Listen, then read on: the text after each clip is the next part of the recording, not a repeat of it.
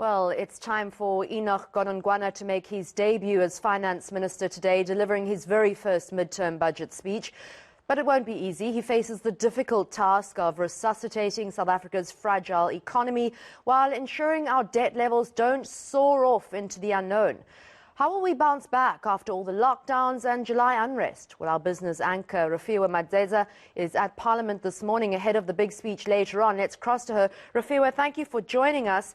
Enoch Godongwana, he's well known in the party. He's a Conservative Party loyalist. And while he's got a very delicate balancing act, as all finance ministers do, we do know that there was a rally in commodity prices and a good revenue tax collection this year.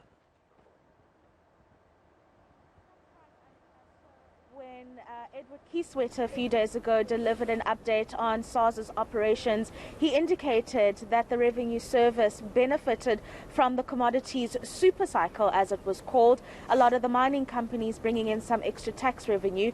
The issue with some economists, eNCA, is that a lot of that money has already started being spent on social things like the grants that have now been extended to March next year, some not agreeing that that should be the spending, in fact some saying that there should be a ramp up in the vaccine rollout, for example, and other things that will boost the growth of the economy. But I've actually got the DA Shadow Minister for Finance here, Dion George. They delivered their policy statement a few days ago as well, and they've had two big focuses in this. Dion, thank you so much for your time this morning. Debt and growth. Yes. Were the key themes that were delivered in your midterm budget policy statement. Talk us through the issue of debt and how you envision dealing with that. Right. Maybe I just want to touch very quickly on growth initially, because obviously we've got load shedding around us. We're in the dark again today. I think that's the major crisis we're facing at the moment. So we are expecting the Minister to take some kind of emergency action on that. On the issue of debt, it's very clear that our debt is spiralling out of control.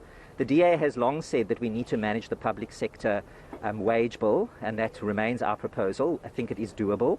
In the short run, yes, there has been a revenue overrun, basically, in terms of the commodity boom, the extra revenue we've received, and I think that is a welcome thing to happen.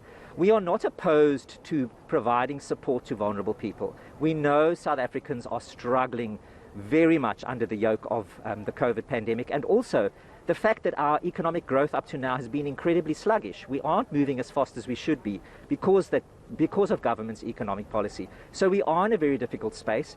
We are not opposed to utilizing some of that towards support for people who are battling now.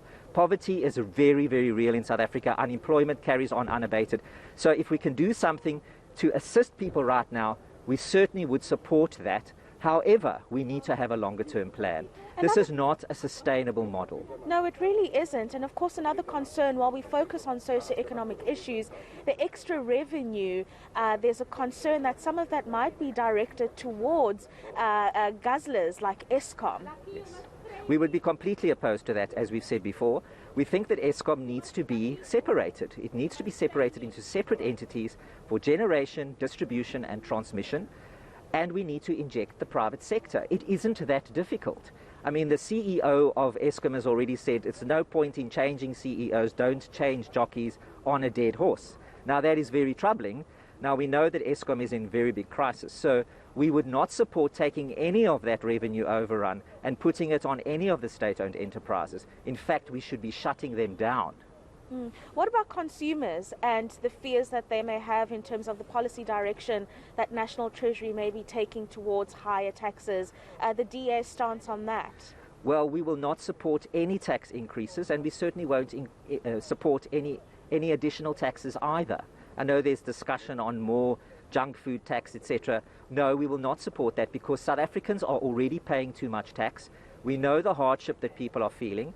So therefore, it is not a good idea to tax people more. It reduces disposable income and then put that money on unsustainable state-owned enterprises or more government waste. That is not how we want our money to be utilized. So we won't support that, definitely not. A final thought from you. You've spoken about supporting the poor and trying to alleviate poverty in the best way that we can with the little resources that we have. but weigh in on the debate about initiating a basic income grant, so turning the relief grant into a permanent a grant for many South Africans to benefit from. Can South Africa afford that kind of thing? We don't think we can afford that. Of course, we do want to make sure that people who are vulnerable can be supported, but it has to be done in a sustainable way. At this point, we do not support an extension of increasing the grant.